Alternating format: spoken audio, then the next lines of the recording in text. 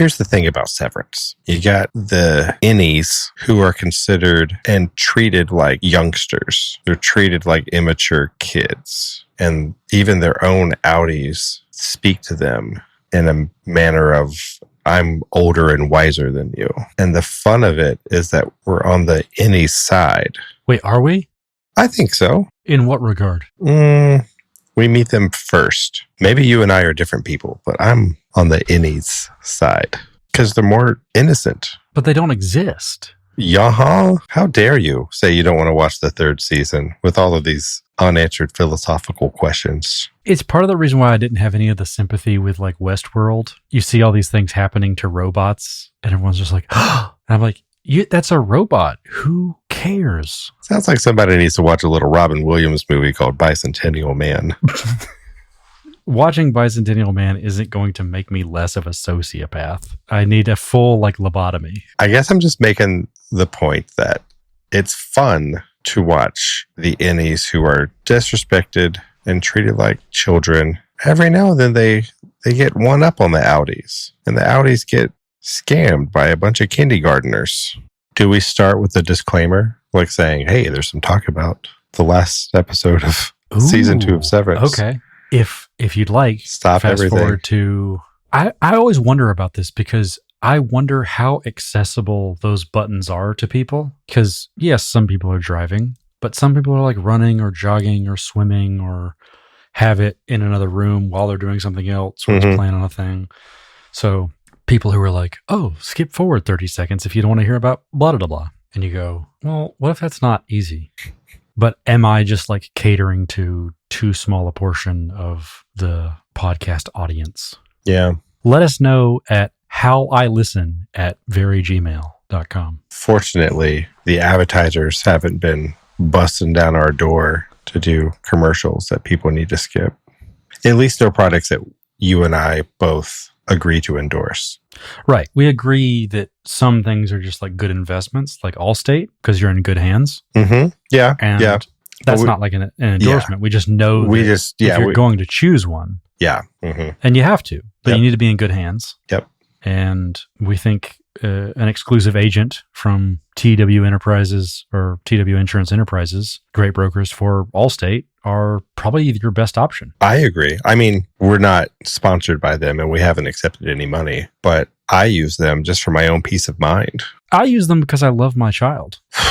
And I guess people who do love their children and want peace of mind could go to allstate.com and get a quote today or call their local agent. They could do that, but we haven't accepted any money to tell them that. This is unsolicited advice. About Allstate, the fresh maker.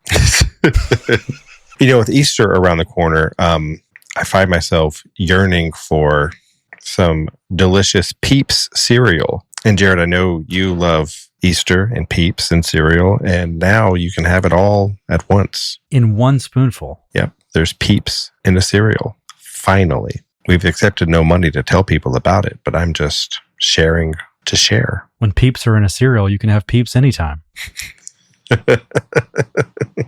What is your child's favorite breakfast food? Greek yogurt, almond butter, and granola. Wow. Is he listening to the Grateful Dead while that's being served to him, or? He doesn't wear shoes in places where it's more appropriate that he should be wearing shoes, But he's like, okay, I'll go put on some sandals. I've been having him test drive various different Subarus. Well, you get a donation for every test drive you make. So a lot of local hacky sack clubs getting a little check courtesy of you guys. Now, your child's breakfast of choice is sausage. Ooh. Great word for a kid who hasn't learned how to pronounce an S sound yet. So sausage. It's like an H sound. Sausage. Sausage. Yeah, it's kind of like that. Or if we're at Waffle House and there's a menu in front of her, that one. I like that. Yeah. I like the initiative. Now, are we talking about a link sausage or patty? She celebrates them all. She'll prefer a patty. Okay. Waffle House style is what she's usually going for. She wants a thin, flat patty. A smash sausage. A smash sausage. She'll take a link though. Do you think if Easter were celebrated more in the Southern Hemisphere than it is now, that there would be Easter trees. Because it would be celebrated more like a autumn, winter time. Yeah. It's tough, right? The good majority of Western cultures exist in the Northern Hemisphere. Yeah, you got to feel bad for the Australians who have to deal with Western Christmas iconography in the middle of their summer. Yeah. Do they sing Frosty the Snowman in Australia in Christmas Oh, they time? don't sing down there. Oh, okay. Not allowed. They're all criminals. They're being punished. It riles up the other prisoners. But yeah, they have to have what I think is a great porn title, but Hot Christmas. Hot Christmas's second album was pretty good. I don't know if you got around to that one, but Describe the logo for Hot Christmas. it's like hot pink colors and then like Christmas lights sort of draped over the typography. Are Hot and Christmas in two different typefaces? Mm-hmm. Yeah. Maybe Hot's more like big block Helvetica-esque. Christmas is a little bit more scripty. Yeah, maybe. Yeah. A little more metally, Metallica-esque, maybe. Oh, I see. Hot Christmas. Because the Christmas tree, Mm-hmm. a fir, a pine, you can stretch the Christmas tree. There are a few trees you could probably use as acceptable Christmas trees, but most of them are all needly evergreens. But an Easter tree? Yeah. I mean, Easter is so tied to springtime to me that like it's hard to think about anything but just some flowers for Easter time. So let's say you were all alone at home, Easter time. Would you go outside and get flowers to bring in? Yeah, I'd probably gather them up. I want the house decorated just for myself. Kind of like what Kevin McAllister does around minute 62 or so of Home Alone, if you've heard of it. Oh, you're talking about the minute that when listed numerically sounds like you're just talking about how long a minute is? 62 something.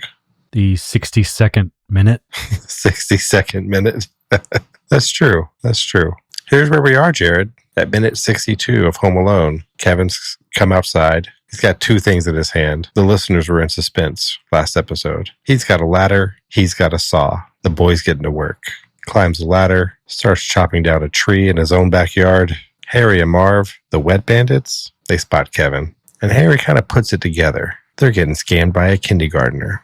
Kevin's inside. He's decorating the tree that he's just chopped down. As he does so, in the reflection of the ornament, he sees Harry watching him through the window. The quick-thinking Kevin calls out to his father for some help, and Harry gives the weirdest look in the movie. And that's about where our minute ends. Such a weird look. It's a really, really weird look. Harry and Marv both have some weird looks in this minute. I don't know if this is like second unit or they were just having an off day. Maybe Daniel Stern is actually high. Okay, I was actually going to comment about that because I think I actually like how weird he looks, because if it's the part that I think you're referring to, it's where he looks sleepy. Mm-hmm. I actually like that he looks kind of slow on the uptake there, because he's already kind of a slow guy. And he just woke up. And he just woke up. He looks more high than tired. That shot of Marv. Oh, tired. Not as in like the tire swing that's also in this minute. Yeah, he is not tired. He's not sitting in a tire, but he's watching Kevin and kind of catching up. He's picking up what Harry's putting down. He just looks stoned. I'll buy that watching it and looking at an actor, but I think in the context of this scene, it could pretty easily just read as just woke up. Yeah, it seems like he's going for just woke up, cartoonishly, dastardly, but that's not what I read. So I'm going to zoom out and give two pieces of feedback. The first is great summary. Oh, Jerod, thank you. The second is great callback and pickup from the end of last episode. Because yes, our listeners, our dedicated, attractive, but not in that like ungettable way sort of listeners, very accessible, approachable, They're but beautiful, still good looking. Beautiful, but not in a way that life has been difficult for them. beautiful but not burdened by it. The unburdened beauty of our listeners. And I love that you've rewarded that with the acknowledgement that they don't ask for, frankly, but they deserve. They have been sitting on their beautiful little fannies all week long, wondering what Kevin had in his hands as he walked out of his house. And I don't have the heart to not let them know that it's a ladder and a saw. I mean, what else? Jerod, was it our recent trip to see Macaulay Culkin talk about this movie where we learned that he actually did cut down a tree in that backyard? I believe it was. And that the owners of that house were not exactly excited to see that one of their trees had been chopped down. I don't remember that part. I remember, and maybe I'm misremembering, that they didn't notice. Oh, okay. And maybe found out about it by watching the film. Oh, okay, yeah. And they looked out into the backyard, and sure enough, one of their trees had been lopped off at the top. Because this scene is an interesting one. There's not, I mean, there are plenty of shots and going back and forth, and it helps with establishing things with the wet bandits and all that. But do you know if this was exactly as it is seen in the screenplay? Yes, I do, because I already have it pulled up, because I care about our beautiful, reasonable, good at math fans, our hamheads. How many I'm a hamhead t-shirts have we sold already, Jerod? I think we did 30 today. That's pretty good. Of course, all the proceeds are going to a good cause. We sold about 623 of those. Oh, in Chicago? Sheboygan. What sizes do they get in that city? Medium. They're very big in Sheboygan. No, we're very big in Sheboygan. Mm-hmm. Jerod, in the screenplay, these things are a little out of order. Unacceptable. You know, it's going to happen. Let's see. This scene follows one of the deleted moments between the other McAllisters back in Paris. Peter and Lenny have a conversation, and Lenny's kind of like the voice of like that innocent child who just wants Christmas to be the same and things are different because we're not together anymore. A family message that maybe the movie's better off without. It's already implied, I think. And then it cuts to the van still parked in the driveway. Harry and Marv are sleeping. Kevin comes outside, slams the door. That wakes up Harry. Kevin walks down off the porch with a saw and disappears into the backyard. Harry smacks Marv, wakes up. And Harry says the line, "I got a bad feeling we're getting scammed by a kindygartener." It's written that way in the script. And Marv says, huh? Kevin saws the top off of a tree, and he sets up the tree on a tree stand. He's decorating it with lights and ornaments. Marv's on the back porch trying to look in the doggy door, and Harry's on the other corner, peeks in the window. Through the tree, Kevin hangs a round red glass ornament, blocking his face. A beat, and he gently pushes the ornament aside and looks ahead fearfully past the ornament, through the tree to the window, and Harry's face peering in. The ornament slowly returns to its original position. He sees Kevin reflected in its surface. And then Kevin yells, "Dad, can you come here and help us?" And then outside, Marv and Harry join up. Harry says, "The kid we saw the other day, he lives here." So pretty faithful. I'd say so. I appreciate that Kindygartener is in there. Is the word spelled Lucadis in there, which is what Harry says, and says Marv, comma. Look at this. Yeah, Kindygartener is, I think, pretty appropriate for this moment because clearly Kevin's older than kindergarten, but it's insulting enough. And it speaks to the idea that Kevin is still this little helpless kid, even when we see him taking on the very adult responsibility of decorating his house for Christmas, chopping down a tree and carrying it inside and decorating it. This is new Kevin stuff. So we've got this clash here of Kevin trying to stretch his independence and Harry calling him a kindygartener, trying to like pull him back into that childhood state. Good stuff. Good movie making. So good.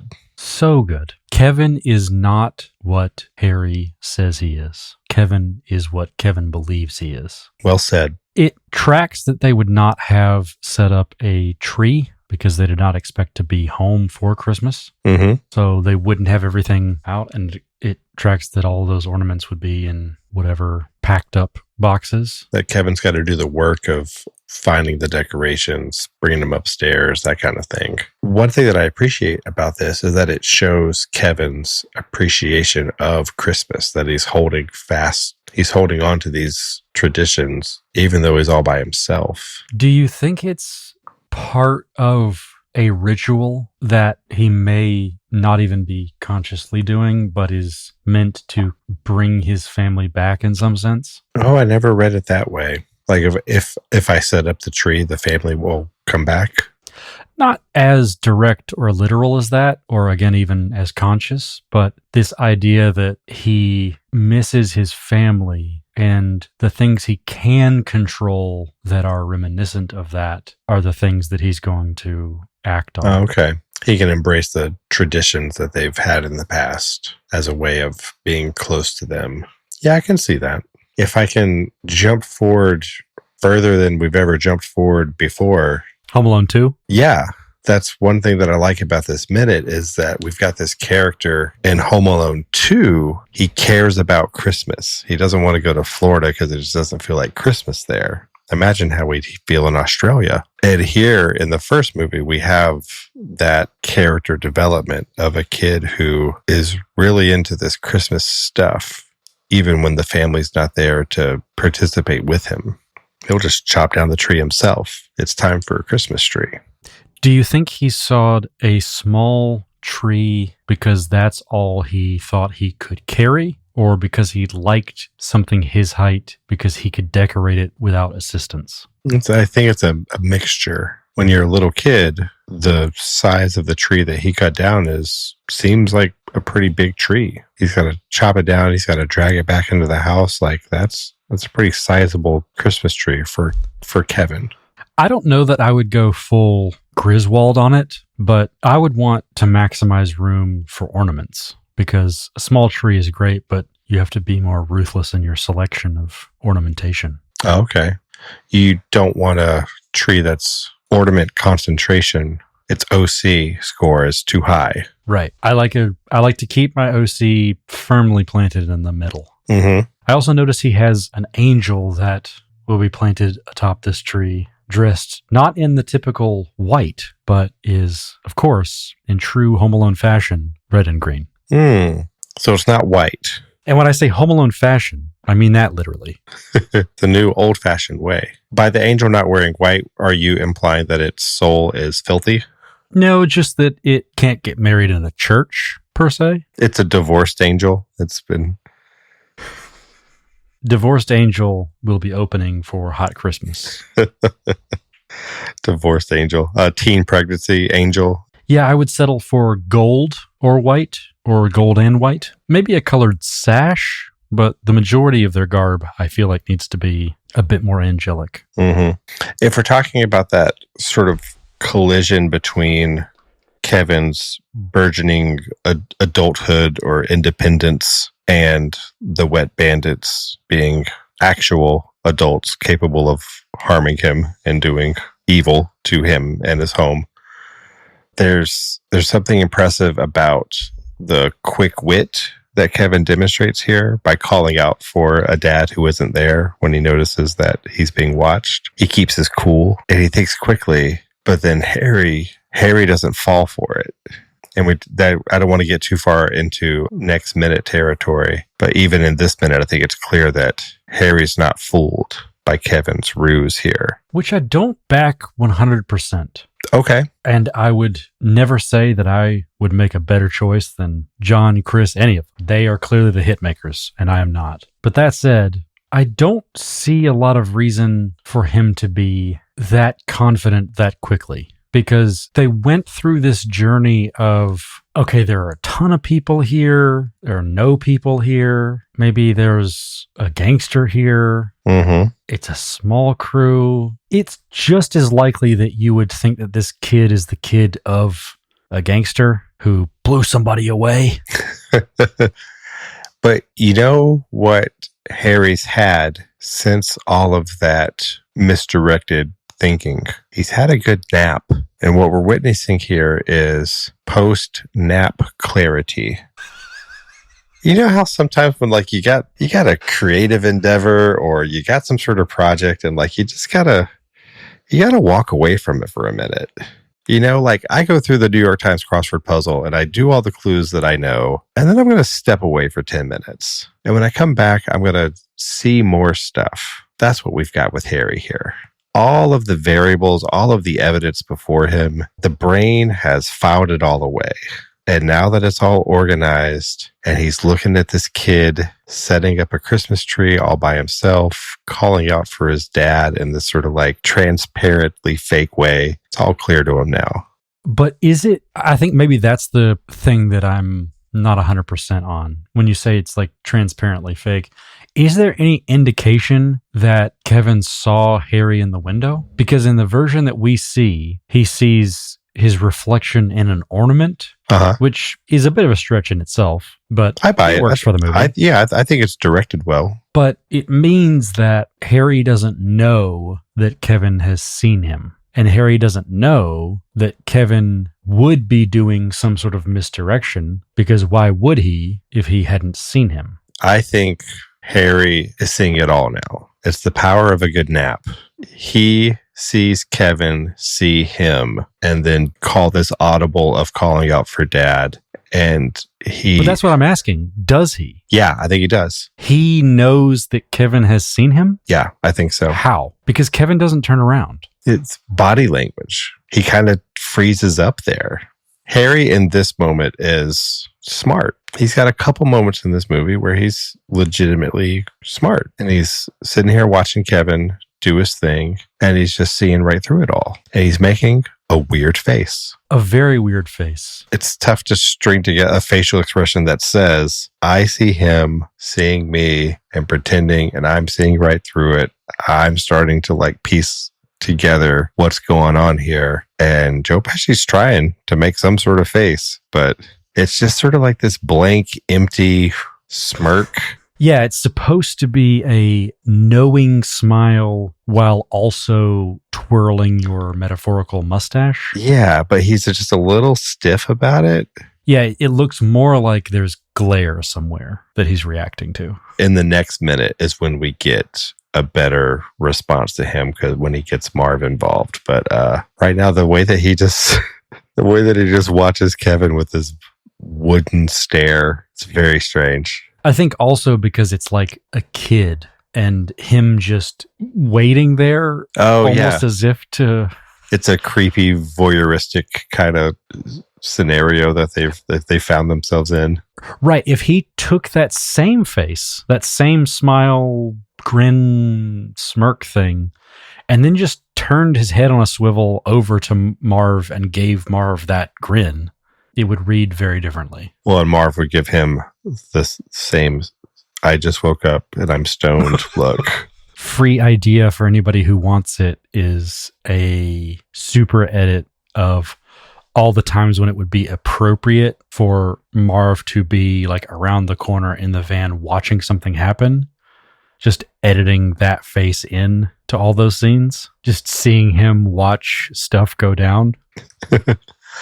You could also edit in the smoke clouds, the hot box van, the swirling exhalations of a stoner in this van. Well, as I have learned from a book that is not sponsoring this podcast, but Home and Alone by Daniel Stern, as I have learned from said book, he is real life friends with Cheech. Interesting. So maybe there's something there. Maybe he was visiting the set and they're like, Daniel, we need you for this shot. Look over there. There's Kevin. And you guys finally got him. Oh, okay. You okay? Yeah, man. Marv, look at this. Not to be confused with Lucasade. Do you think it just boils down to the order in which he put ornaments on the tree? Because he didn't follow the rules, which is how they knew he was a kindergartner. Because the rules are red, then gold, they'll think you're old. Red then green, you're preteen. Gold then red, might as well go to bed. That's the PG version. It's gold then red, you're dead. It's bad luck to put the gold and the red on. I mean, I don't want to spoil the rest of this movie for you, but it doesn't do too well for him. He wins out in the end. Spoiler alert. He wins so badly that there's another film. Okay. Okay. Hold on. Jared's making a very accurate Joe Pesci face at me right now. There's the challenge. There's the challenge for our listeners. Please hit us up on Instagram. Tag us. You can certainly email us at harryface@verygmail.com. Either spelling of Harry. Yeah. Or you can hit us at The Home Alones. You got to put the article, The Home Alones, on Instagram. Tag us there with your best Joe Pesci through the window face. I just got really excited. Bonus points if you could photograph yourself through a window. If you can put yourself in the same positioning in a window. This could be our Sad Chad. Yeah. I hope Sad Chad does it. Does he still do Sad Chad? Occasionally. Yeah. We're talking about our buddy Chad Shivers. The famed Chad Shivers. Of the Frigidaires. Sad Chad. Oh, and Sad Chad, where he's in places where he would be happy, but he looks sad. And I never get tired of that joke. It's always funny. He's with all his friends. Everyone's having a good time, but he looks sad instead. Good joke. Good true. We don't want sad. We want Joe Pesci face. Hairy face. We want hairy face. Hashtag hairy face. Either spelling. Do both just to be safe. Hashtag hamhead. Hashtag hamhead. Hashtag hairy face. Hashtag Christmas greetings 1986. Why 86? That's what was on the ornament. Oh, wow. Good for you. That's a keen eye. It's because I was squinting like this.